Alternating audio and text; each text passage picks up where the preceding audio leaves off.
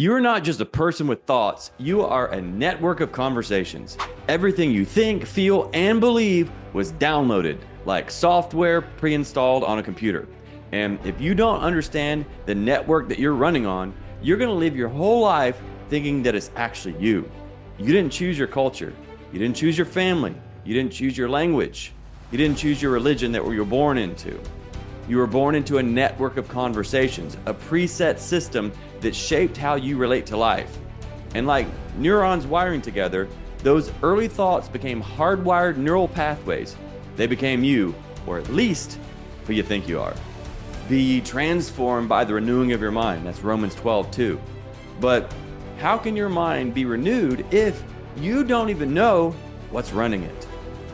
Your relationship to money, a conversation. Your view of God, a conversation. Your ability to love, trust, and lead, all part of your network of conversations. We're going to call it NOC moving forward. So just like a computer runs on its operating system, you run on your NOC. But here's the key. You can upgrade it. What I'm about to say is very important, so listen closely. Stop taking credit and stop taking shame. If you've got crappy results, you just got a crappy network. If you've got great results, you've got a great network.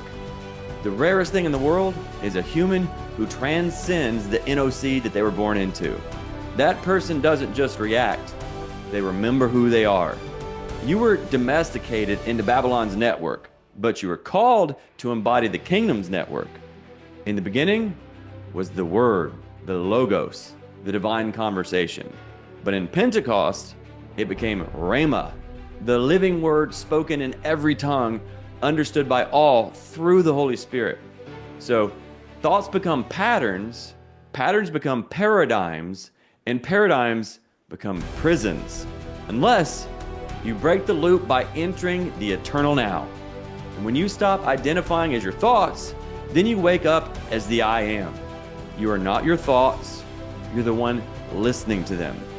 You're not trapped in Babylon, you are wired for the kingdom. And it's time to upgrade your network. Unplug from the preset, step into presence. So comment, I choose kingdom consciousness below if you're done living on autopilot and you're ready to become conscious, aware, and step into the kingdom. Like, subscribe, join the free 40-day Exit Babylon challenge at exitbabylon.org, and let God rewire you for the reality He intended all along.